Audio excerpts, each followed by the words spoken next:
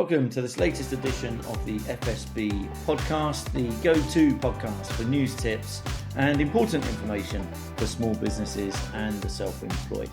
This month we'll be exploring a major change to comms and IT that is set to impact all small businesses, but which could actually benefit you in many ways, and that is the ISDN switch off, which is being billed as the biggest communication change in 30 years.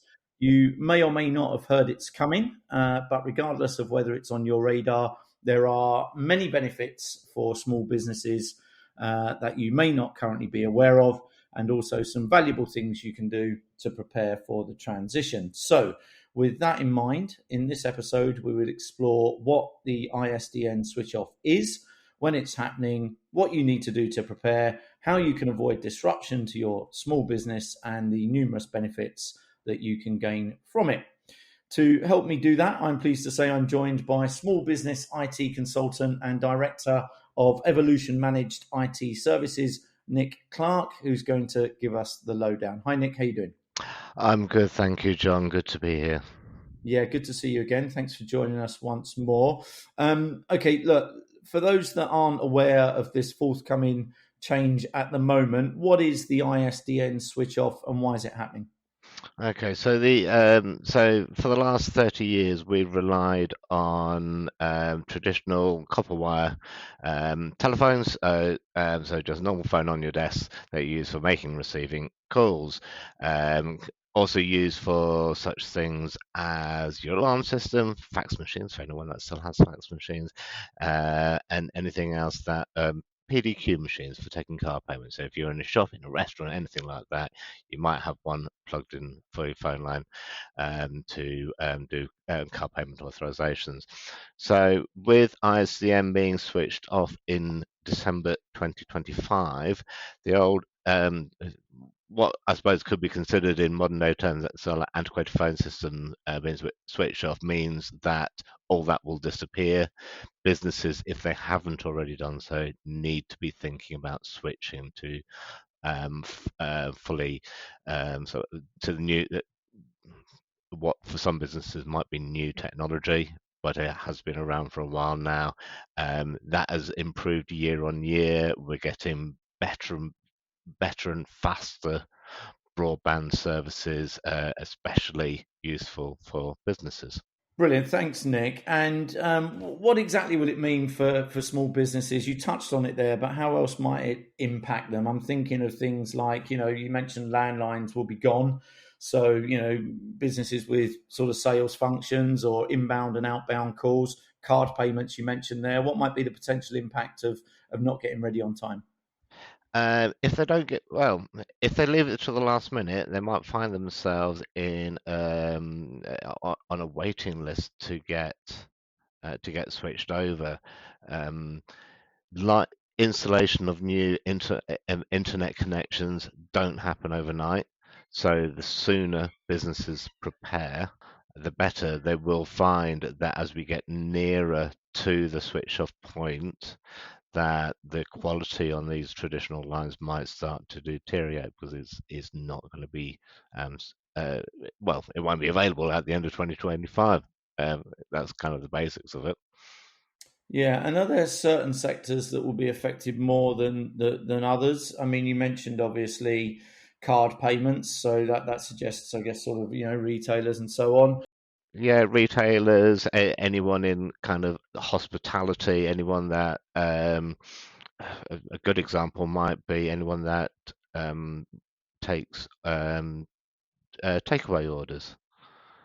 So anyone working in kind of food catering industry that are like your Domino's pizzas or anything of that nature, or your local takeaway restaurant that rely on orders coming in through the phone, they will be affected if they don't switch.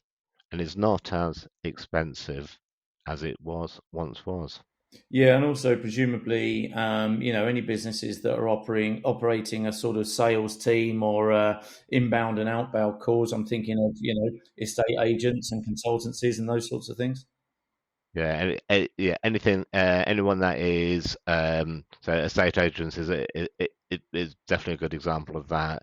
Any business that has any kind of size of sales team, whether it be one or two people through to a whole office full of people, call centers, um, uh, um, anyone like that, anyone that is receiving inbound inquiries, businesses that provide support services to other businesses where they have a phone line that people can call. Great stuff. And what exactly do small businesses need to do, Nick? Is it as simple as getting in touch with your existing broadband provider, or are there other steps they need to take? And when in this process should they do that? Sooner rather than later is the answer to the last question. It is not simply a case of contacting a broadband provider. It is about speaking to an IT provider or a telecoms provider who can advise them on what is available to them. And there's lots of different solutions. The term that is commonly bandied about, if you speak to anyone in the telecoms industry, is VoIP, which is Voice over Internet Protocol, and that basically is what a lot of businesses have been switching to over the past decade. Now it's just going to need to gather pace.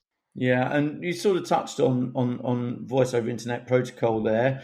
There are challenges for small businesses with any change, but this offers benefits to small businesses as well, doesn't it? There's lots of ways that they can that this change can potentially help them grow and make their organisations more efficient. Can you just talk us through some of those?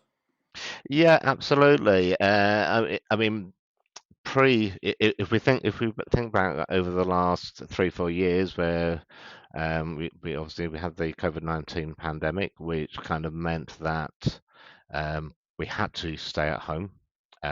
We couldn't go into the office. A lot of traditional businesses would have struggled with that, where they had so like an office location that everyone travelled into, and that's where they worked from.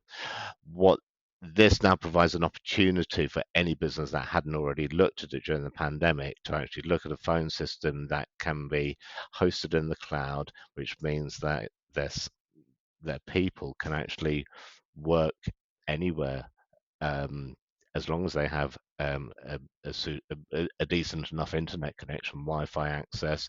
They could be sat in Costa Coffee. They could use an app on their mobile phone or an app on their laptop. If they are office based or they have a home office, they can still get a traditional desk phone that just uses the voice over IP technology. Yeah, and I think the knock-on impact of that obviously is that, small businesses that can empower their sales teams to work from home or in a hybrid way are going to be able to reduce office costs potentially, because they won't need as Oh many yeah, very desks much so. Yeah. and as many seats and things like that. And presumably, we hear a lot in this day and age about sort of systems that enable better collaboration and teamwork. I'm thinking about things like Microsoft and Google Workspace opportunities and things like that are helping organizations. Presumably, this is all going to help a lot of businesses move to more efficient ways of working and more collaborative processes, is it? Yeah, absolutely. Because one of the things with using kind of software-based phone systems, you can then integrate with Microsoft Teams. You could integrate it with your CRM system. So if we go back to the call center or the businesses that have a sales team, they can have their phone systems directly integrated with their CRMs, so that as they are making or receiving calls, that activity, that call activity, can actually be logged in the CRM. The users can put notes on when they're on the call. They can schedule follow-up calls. So it opens up a whole world of possibilities. Yeah, fantastic. And presumably the message, Nick, is while this might seem some way off, as a result of the fact that there will be a huge number of businesses looking to switch over near the deadline, and I guess as a result of the fact that there will be a lack of investment in the existing infrastructure as we head towards that deadline, the instruction is to act sooner rather than later, is it? Yeah, definitely. I would definitely recommend any business that hasn't already looked at it to look at it now and get that planned in, because it's not simply a case of take one out and put one in. There is a bit of planning involved in that, and you might have to look at what sort of internet connection have you got? Does that need to be reviewed? So there are things that businesses will need to take into account, and this is obviously where working with someone like ourselves or a telecoms company can help with that transition and talk and guide businesses through that.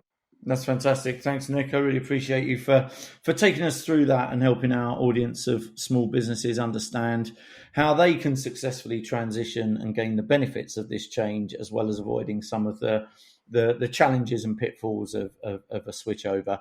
I'd also like to thank our audience for listening to this episode and to remind you that you can subscribe to the FSB podcast to receive regular updates and guidance on the big issues affecting small businesses. And do please also remember that you can find a whole host of additional webinars, podcasts, and other content at the FSB website, which is fsb.org.uk. Many thanks for joining.